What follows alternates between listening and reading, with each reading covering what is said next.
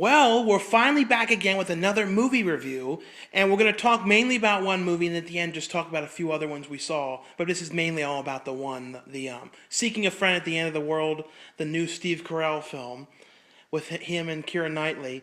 I guess we should first go into this movie and say if you don't like depressing movies where it's about the end of the world, you don't like the because I think some people who went to this movie were like kind of walking out and stuff thinking it was like a more comedic and silly. I mean, it had a lot of comic elements. Yeah, but they would have been an idiot. But some people are kind of stupid when they go to movies sometimes. You know what a movie's about if you're going to go see it. I mean, because I saw quite a few people like walking out, maybe 3 or 4. It was like a couple people. Yeah, I was counting them. That's crazy. But I thought it was a good movie. Like I've seen some mixed reviews of it, but to me, I thought it was pretty good. I really liked it. I thought it was really sweet, really romantic. I mean, what a beautiful concept that this guy found somebody to be with at the end. But didn't you think the movie, though, was better? I mean, not as depressing as Melancholia, which is another one about the same concept. Melancholia, you put the gun in your mouth. I know. That was a great movie, but it's pretty gun depressing. in your mouth. And the other one, the Senses movie, remember? Yeah, Perfect Sense. Perfect Sense. That was brilliant, but oh, God. Kind of reminded me of Deep Impact, but with some comedic elements, which is kind of interesting. But you can say something too, Gina. I know I can. I know, but the basic idea, though, was that it opens with Steve Carell and his wife in the car, and that's his actual wife in real life. Oh, I didn't know that. And he's hearing on the news that they tried to go up to space and trying to stop what's going to happen. I guess it was some kind of comet or asteroid coming to Earth, and it failed, and the ship blew up. So basically, there's only 3 weeks left, and Steve Carell's wife runs off, and she just disappears and doesn't know where he is. And Steve Carell meets Keira Knightley's character, and they kind of have this friendship, and she goes with him to try and find the girl that got away, one of his other girls. And it's them kind of like a road movie and things like that. They pretty much connect over the fact that they're both trying to be somewhere and see someone before it all sort of... It had a kind of Jim Jarmusch kind of vibe, I think kind of that artsy, fear and loathing vibe too, but... I mean, I think it was kind of like an indie movie that got in theaters, with a big release.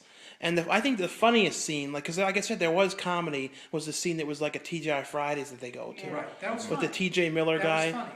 That I liked. The typical premise, like what are you going to do? You're either going to get high or like screwed to death. Mm-hmm. So that, of course, was covered. What was interesting was they didn't cover much about faith or God. Did you notice that? No, like they. Well, when they were at the ocean, I almost felt like it was a little spiritual. Yep, a little bit, but they didn't approach that angle at all. It was basically about anarchy.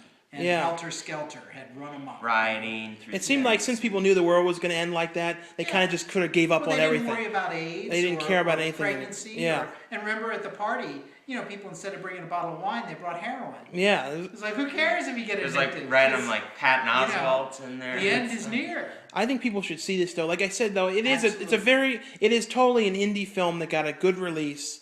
Yeah. And I've always liked Steve Carell stuff. I mean, there's been a couple of movies he's done that I didn't love. I know.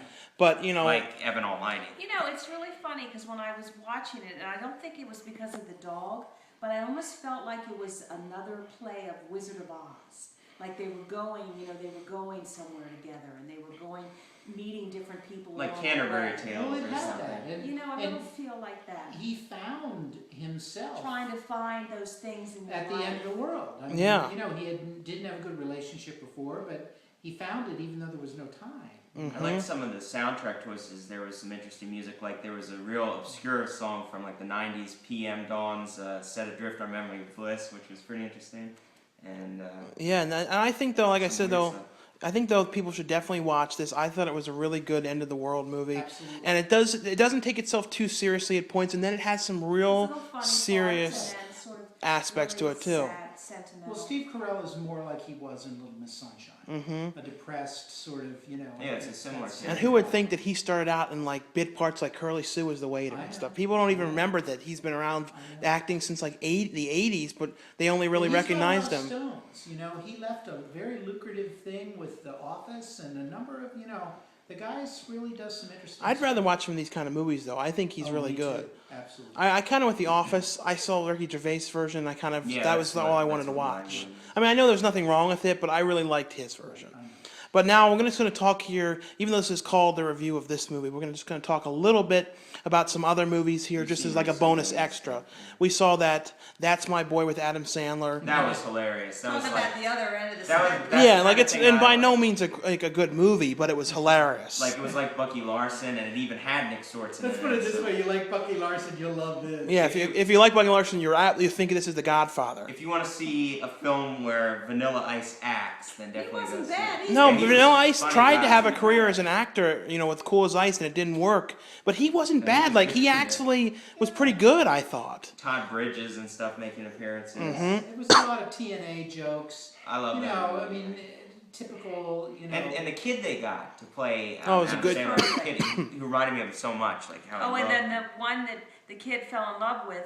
Yeah, we don't want to say that, because you may not know that until you Oh, see that. yeah. Like, I didn't know who the mother was. Oh, I mean, who the Are you grew up. really worried about sports? I didn't know who the grown Can you up really get was. any spoilers for that? Yeah, okay, she shit his pants. Yeah, I know. Basically- Spoiler. Yeah, you know? Basically, I've loved It's all Adam about Sandler's.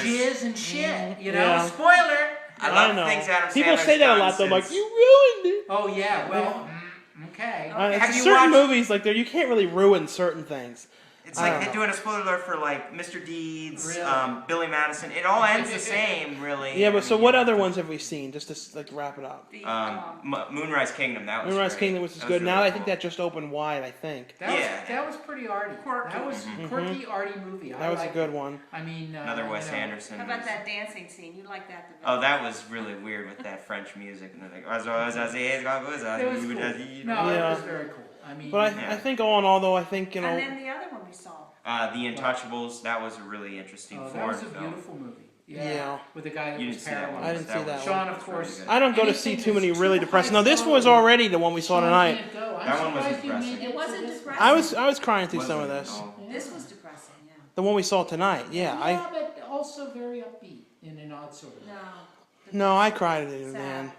If I would have watched this at home by myself, I would have really cried. Steve Carell. That's the thing with me. I cry in movies. I'm not afraid to Steve admit it. Carell looks You're too a much bitch, like. Sean. Yeah, I know. You cry like a bitch. You know, Yep. from certain angles, Steve Carell looks like Jacob Reynolds from Gummo. Solomon. He's If got he those shaved his head and eyebrows stuff, and yeah. the thin lips. He reminds me of him too much for it to be too depressing.